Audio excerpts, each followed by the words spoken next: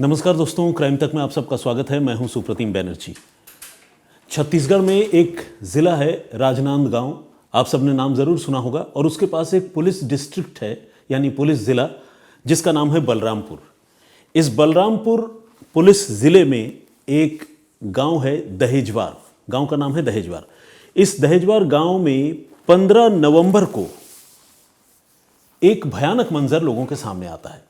होता यह है, 15 नवंबर 2024 यानी इसी साल की बात है, एक भयानक मंजर लोगों के सामने आता है। होता यह है कि यहाँ पर एक ईंट बनाने की फैक्ट्री थी। फ्लाई ऐश से ब्रिक्स बनाते हैं। आप सबने देखा होगा, नई टेक्नोलॉजी है। पहले तो मिट्टी के ही बना करते थे और फ्लाई ऐश से भी ईंटें बनती है। तो वो फैक्ट्री जो है काफ़ी समय से बंद पड़ी थी और उसके पीछे कुछ खेत थे जो आबाद थे, जिन खेतों में हरियाली थी, कामकाज होता था। उन्हीं खेतों के बीच लोगों की नज़र कुछ हड्डियों पर और इंसानी कंकालों पर गई। अब असल में ये जो खेत का मालिक है, इसने धान की बुआई की थी और धान की बुआई करने के बाद लंबे समय तक वो सिर्फ खेतों में पानी लगाता रहा और वापस अपने घर जाता रहा। खेत का एक एक कोना या एक एक मेड़ घूमकर उसने कभी नहीं देखा। इसकी ज़रूरत भी नहीं पड़ती किसान को आमतौर पर, खासकर इस तरह की धान और गेहूं की फसल के मामले में। लेकिन हुआ ये कि इसी धान के खेत में, जहाँ मेड़ों के बीच से पानी की नाली होती है, वहाँ पर कुछ हड्डियाँ पड़ी थी, कुछ खेत के और दूसरे हिस्सों में हड्डियाँ पड़ी हुई थी। तो इस तरह से उस खेत मालिक की नज़र जब कटाई का वक्त आया और धान की कटाई के लिए वो पहुँचा, तो उसने ये सारी चीज़ें देखी। वो घबरा गया। उसे लगने लगा कि भाई, मेरे खेत में इंसानों का कंकाल, और वो भी एक नहीं, 2-3। वो बहुत परेशान हुआ। उसने गांव के दूसरे लोगों को इसके बारे में इत्तला दी और फौरन जो बलरामपुर ज़िले की पुलिस है उसको बताया गया। तो पुलिस, लोकल पुलिस मौके पर पहुंची और उसने पूरे इलाके का बहुत गहराई से मुआयना किया, बहुत बारीकी से पूरे इलाके की जांच की। जांच जब किया तो जैसी कि सूचना थी, बात बिल्कुल सही निकली। वहाँ से 3 कंकाल बरामद हुए और ये 3 कंकाल फौरी तौर पर या ऊपरी तौर पर देखने से एक बालिग शख्स का कंकाल लग रहा था, बाकी 2 जो है बच्चों के कंकाल लग रहे थे। इसे देखकर यह भी लग रहा था कि शायद ये तीनों कंकाल किसी एक ही परिवार के हैं, जिसमें शायद माँ या बेटे हो सकते हैं, क्योंकि कंकाल के पास से पुलिस को कुछ कपड़े भी मिले और उन कपड़ों में लेडीज़ गारमेंट्स जिसे कहते हैं, स्पेशली, मतलब मैं इनरवियर की बात नहीं कर रहा हूँ, साड़ी और इस तरह की चीज़ें, सलवार सूट, ऐसी चीज़ें भी मिली। और साथ में जो मैं माँ और बच्चा कह रहा हूँ, तो एक मेल कंकाल भी मिला बच्चे का, जिसके साथ पैंट शर्ट जैसी चीज़ें थी। तो देखकर ये लग रहा था कि शायद ये माँ और बच्चों की कंकाल है। अब पुलिस जो है आसपास के इलाके में पता लगाने लगी कि क्या इस एज ग्रुप का किसी परिवार का 2-3 सदस्य क्या कहीं गायब है, कहीं गुमशुदा है। लेकिन पुलिस ने जब शुरुआती कोशिश की तो उसे बहुत कामयाबी नहीं मिली। मतलब दहेजवार के आसपास के इलाके की पुलिस की मैं बात बता रहा हूँ। लेकिन फिर उन्होंने ये तय किया कि वो पूरे ज़िले में ये पता करेंगे कि क्या 2-3 लोग किसी परिवार के गायब हैं या नहीं है, और कोई गुमशुदगी की रिपोर्ट दर्ज हुई है या नहीं। इस कोशिश में पुलिस को पहली कामयाबी मिली। पुलिस को दहेजवार से तकरीबन 80 किलोमीटर दूर एक पुलिस स्टेशन है कुसमी, उस कुसमी थाने के इलाके से 3 लोगों के गायब होने की जानकारी मिली। और ये 3 लोग 27 सितंबर से गायब थे, यानी तकरीबन 1.5 महीने पहले से, 27 सितंबर 2024। इन 3 लोगों की पहचान भी साफ थी, क्योंकि जब ये 3 लोग गायब थे और थाने में रिपोर्ट लिखवाई गई थी, घर वालों ने पूरा ब्यौरा दिया था, नाम दिया था। तो इसमें एक महिला गायब थी जिनकी उम्र थी 36 साल, नाम था कौशल्या ठाकुर। उनकी एक बेटी जिनका नाम है मुक्तावती उर्फ मुस्कान ठाकुर, और उसकी उम्र है 17 साल।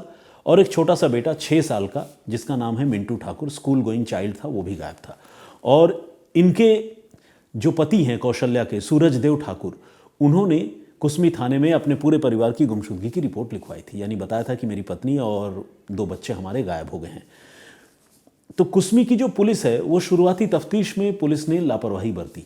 पुलिस ने इतना सिंसियरली इस मामले को इन्वेस्टिगेट नहीं किया। पुलिस ने शायद ये एज्यूम कर लिया कि माँ जो है वो दोनों बच्चों को लेकर कहीं चली गई होगी, या जो भी सोचा हो, पुलिस ने इतनी गंभीरता से इस मामले की शुरुआती दिनों में जांच नहीं की। लेकिन अब जब 15 नवंबर को जहां से ये परिवार के 3 लोग गायब हुए, वहां से तकरीबन 80 किलोमीटर दूर बलरामपुर के ही दहेजवार में तीनों की लाश मिल गई, तो फिर पुलिस का भी माथा ठनका। अब मैं ये क्यों कह रहा हूं कि तीनों की लाश मिल गई, क्योंकि जब ये गुमशुदगी की रिपोर्ट की बात सामने आई तो पुलिस ने इस परिवार के लोगों को बुलाया। जो भी मोर्टल रिमेन्स बरामद हुए थे वहाँ से दहेजवार से, वो सारी चीज़ें, कंकाल यानी जो मानव शरीर के हिस्से हैं वो सारी चीज़ें, और इसके अलावा कपड़े लत्ते जो भी वहाँ पर मिले थे वो सारी चीज़ें घर वालों को दिखाई गई, और घर वालों ने देखते ही पहचान लिया कि ये कौशल्या और उनके बच्चों की ही है। उसके बाद पूरे ठाकुर परिवार में मातम पसर गया, लोग रोने लग गए। लोग अब तक उम्मीद में थे कि शायद आज नहीं तो कल वो अगर कहीं गई है तो लौट कर आएगी, लेकिन अब तो मौत की बात सामने आ गई। तो परिवार ने ये कन्फर्म कर दिया कि ये तीनों कंकाल जो है कौशल्या और मुस्कान और मिंटू के ही हैं। असल में जहाँ पर खेतों में ये लाशें डाली गई थी इनकी हत्या करने के बाद, वो मैंने आपको जैसा बताया ना कि खेतों में जो नालियां बनी होती है जिससे पानी पटाया जाता है, सिंचाई की जाती है, उन नालियों में ये लाशें पड़ी हुई थी। और चूंकि गन्ने की बुआई हुई थी और खेतों में लगातार पानी चल रहा था, तो ये लाशें लगातार पानी में गलती रहीं और कुछ हिस्सा गलकर सड़कर आगे भी निकल गया, तो हड्डियां भी बड़े स्कैटर्ड तरीके से पुलिस को मिली। और शायद पानी में होने की वजह से और रोज़ पानी चलने की वजह से जो है उतनी बदबू नहीं फैली इन कंकालों से जितनी की फैलनी चाहिए थी। ये सब कुछ नेचुरल रीजंस थे जिसकी वजह से शुरू में इन कंकालों के बारे में खेत के मालिक को और आसपास के लोगों को कोई जानकारी नहीं हुई। और जैसा कि मैंने आपको बताया कि ये एक बंद पड़ी ईंट फैक्ट्री के पीछे का हिस्सा था, तो यहाँ पर लोगों की आवाजाही भी नहीं थी। इस लिहाज से भी इनके बारे में पुलिस को या लोगों को, गाँव के लोगों को खासकर, कोई भी जानकारी नहीं मिली, पता नहीं चला। पुलिस ने सारे मंजर को देखकर ये तो लग ही रहा था कि मामला कत्ल का है, लेकिन इसको कंफर्म भी करना था। पुलिस ने उन कंकालों को, यानी जो डेड बॉडी के रिमेन्स हैं, उनको कलेक्ट करके पोस्टमार्टम के लिए भिजवाया, और पोस्टमार्टम करने वाले डॉक्टरों ने ये कंफर्म कर दिया कि हाँ, ये मामला कत्ल का ही है। बहुत सारे हमारे दर्शक ये पूछते हैं कि कोई लाश जब इस कंडीशन में पहुंच जाए कि वो कंकाल में तब्दील हो जाए, तब भी क्या ये पता लगाना संभव होता है कि वो कंकाल के पीछे, यानी उस मौत के पीछे कत्ल की वजह थी या कुछ और वजह थी?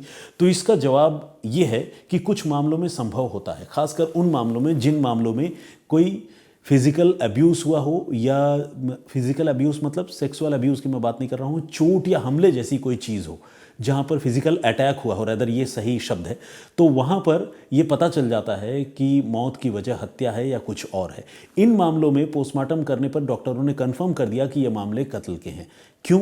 क्योंकि सिर के कई हिस्सों में, अलग अलग खोपड़ियों पर और शरीर के दूसरे हिस्सों में किसी भारी चीज़ से वार किए जाने के, भारी येट शार्प, तेज धार, ऐसी चीज़ से वार किए जाने के निशान मिले थे। यानी देखकर यह लग रहा था कि शायद कुल्हाड़ी जैसी किसी चीज़ से वार करके इन तीनों की हत्या की गई है। तो पोस्टमार्टम से भी ये बात कंफर्म हो गई, और ये बात भी क्लियर हो गई कि ये गुमशुदगी जो है मामूली गुमशुदगी नहीं, बल्कि 3 लोगों के कत्ल का मामला है, ट्रिपल मर्डर का मामला। अब पुलिस ने फिर से उस परिवार के लोगों को बुलाया और उनसे पूछताछ पुलिस करने लगी, और पूछा कि क्या किसी से दुश्मनी है, कोई रुपए पैसे का लेन देन, ज़मीन जायदाद का कोई मसला। तो ये सारे जो सवाल हैं, घर वालों के जवाब तकरीबन ना में ही थे। कोई ऐसी सीरियस दुश्मनी वाली बात भी नहीं थी। गांव में आसपास के लोगों से, रिश्तेदारों से भी अच्छे संबंध थे।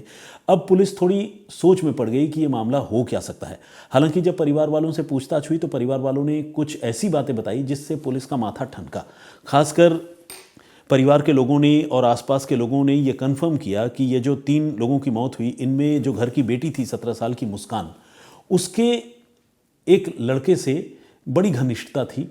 आप उसे प्यार मोहब्बत का भी नाम दे सकते हैं, उस तरह के रिलेशनशिप थे।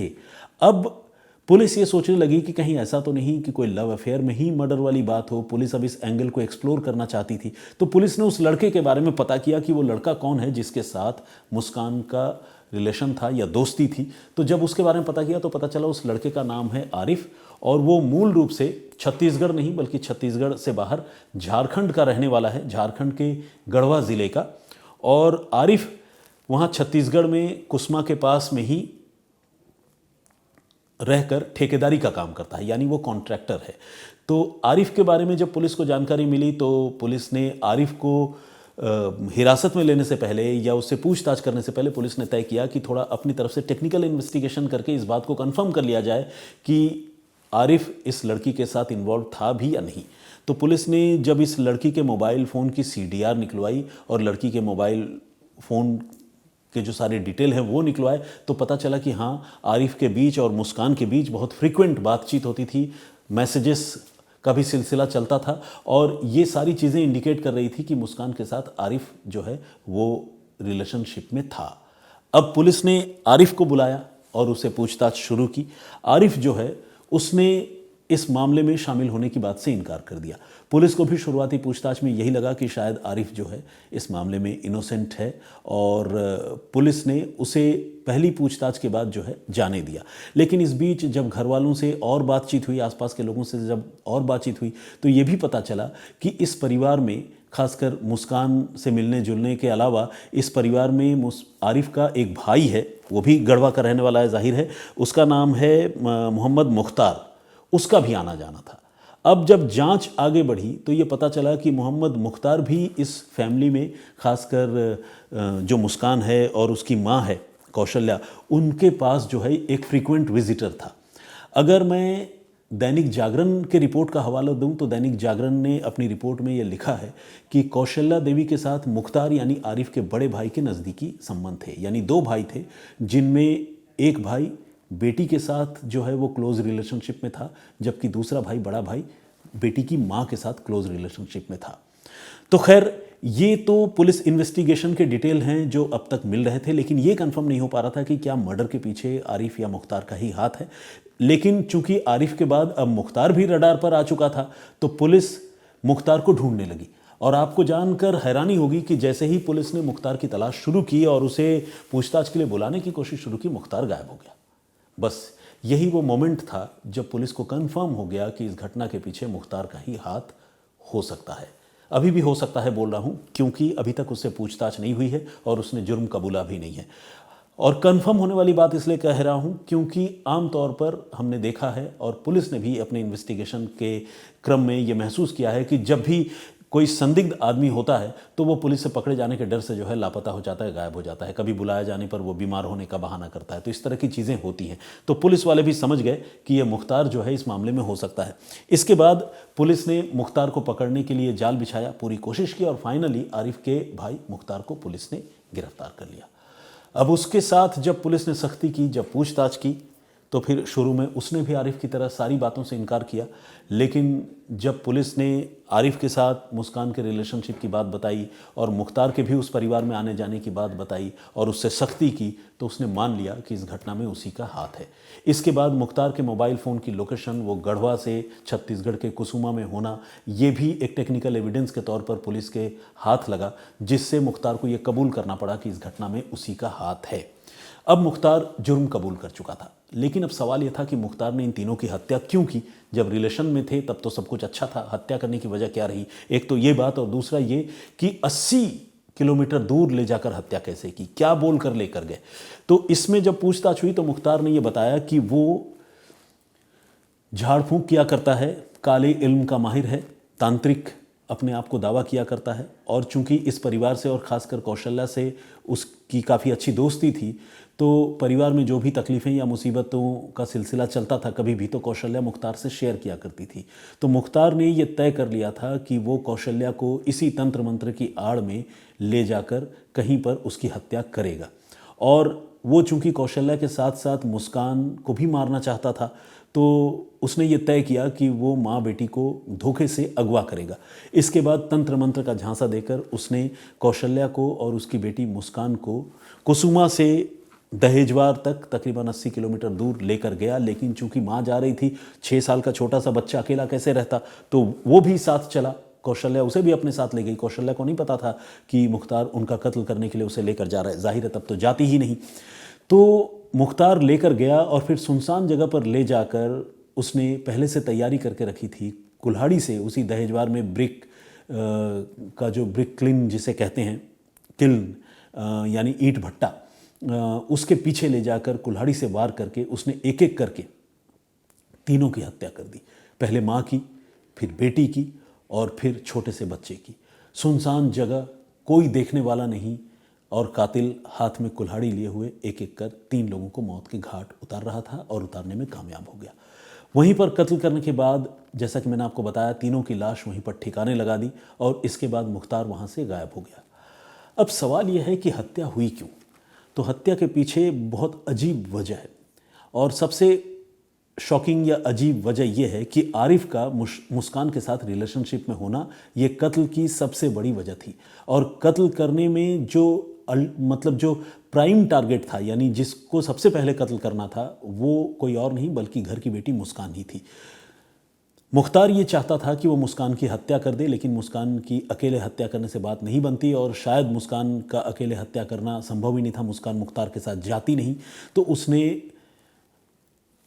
मुस्कान की जो माँ है कौशल्या को, उसको भी अपने साथ ले जाने का फैसला किया और फिर इस तरह से कौशल्या को, उसके बेटे और बेटी दोनों को वो लेकर गया और हत्या की। असल में आरिफ चूंकि मुस्कान के साथ अफेयर में था, तो आरिफ मुस्कान के ऊपर अपने सारे पैसे खर्च किया करता था, लुटाया करता था और वो अपने घर में यानी गढ़वा में, झारखंड में अपने पेरेंट्स के पास, भाइयों के पास पैसे नहीं भेजता था। घर वालों को आरिफ से उम्मीद थी कि आरिफ बाहर है, कमाने गया है, पैसे भेजेगा, नहीं भेजता था, तो घर वाले बहुत फ्रस्ट्रेट होते थे। अभी जब ये घटना हुई उसके कुछ समय पहले एक जहरीले सांप ने आरिफ के पिता को डस लिया था और उस सांप के डसने की वजह से उसके पिता के शरीर में घाव हो गए थे और वो घाव जो है वो गैंग्रीन में तब्दील हो गए थे और शरीर के अंग जो है वो गल कर गिरने लगे थे, बिल्कुल ख़राब हो रहे थे। ऐसे में मेडिकल ट्रीटमेंट की बहुत अर्जेंट दरकार थी, ज़रूरत थी, लेकिन आरिफ चूँकि प्यार में डूबा हुआ था, उसे माँ बाप की चिंता नहीं थी, तो वो बार बार कहने पर भी पैसे नहीं भेजता था। अब ये जो मुख्तार है, इसे ये लगता था कि मेरा छोटा भाई जिस लड़की के प्यार में पागल है, उसी की वजह से पैसे नहीं भेज रहा है, तो क्यों ना मैं उस लड़की की और उसके घर वालों की ही हत्या कर दूं। तो ये बड़ी अजीबोगरीब सनक है, सोच है, नज़रिया है, पॉइंट ऑफ व्यू है। तो मुख्तार ने यह तय किया कि वो मुस्कान की हत्या करेगा और उसके बाद उसने ये पूरी प्लानिंग की। मुख्तार का रिलेशन जो है वो मुस्कान की मदर से था, जैसा कि मैंने आपको बताया दैनिक जागरण के हवाले से। तो उसने फिर ये मर्डर की प्लानिंग की और सिर्फ मर्डर की वजह यही थी कि छोटा भाई घर में पैसे नहीं भेजता था, इसकी वजह से छोटा भाई के प्यार की हत्या करना और उसके साथ साथ उसकी माँ की हत्या करना। और चूंकि 6 साल का बेटा इस मामले में चश्मदीद था, अगर उसे छोड़ देते तो वो पुलिस को बता देता। ये क्रिमिनल की सोच है, ये जस्टिफाई करने वाली बात नहीं है, तो उसकी भी हत्या। तो इस तरह से एक शख्स ने खुंदक में आकर, जिसे अपने भाई को समझाना बुझाना चाहिए था, भाई को सही रास्ते पर लाने की कोशिश करनी चाहिए थी, उसने दूसरे का घर उजाड़ दिया, बर्बाद कर दिया। तो ये थी पूरी कहानी, जिसे कुस्मा पुलिस ने शुरू में तो लापरवाही बरती ज़रूर, लेकिन बलरामपुर ज़िले की पुलिस ने अच्छी तफ्तीश की। जो पीड़ित है उनको तो नहीं बचा सकी, लेकिन इतना ज़रूर है कि गुनहगारों तक पुलिस आखिरकार पहुंच गई। इस मामले में जो डेड बॉडीज़ है उनकी पहचान घर वालों ने ज़रूर की है, लेकिन अभी उनके जो रिमेन्स हैं, कुछ हिस्से हैं, उन्हें डीएनए जांच के लिए भिजवाया गया है ताकि कंफर्म रिपोर्ट आए और ये सब्सटैंशिएट हो जाए, कंफर्म हो जाए कि हाँ, ये लाशें जो है वो ठाकुर परिवार की ही हैं। तो ये थी पूरी कहानी, जो अपने आप में बहुत दर्दनाक थी, लेकिन पुलिस की इन्वेस्टिगेशन इस मामले में अच्छी रही। आज के लिए इतना ही। मैं आज कोई कमेंट्स जो है आपका नहीं पढ़ रहा हूँ या कोई सवाल का जवाब नहीं दे रहा हूँ, लेकिन मैं ये, जैसा कि मैं बार बार कहता हूँ कि आप कमेंट कीजिए ज़रूर। मैं कमेंट्स पर्सनली पढ़ता हूँ और जवाब भी देता हूँ। आज कुछ लिमिटेशंस हैं जिसकी वजह से इस पेशकश को यहीं ख़त्म कर रहा हूँ। मैं फिर हाजिर होऊंगा किसी नई कहानी, किसी नए वाक़ये के साथ। तब तक अपना बहुत ख्याल रखिए, सुरक्षित रहिए। जय हिंद, जय भारत।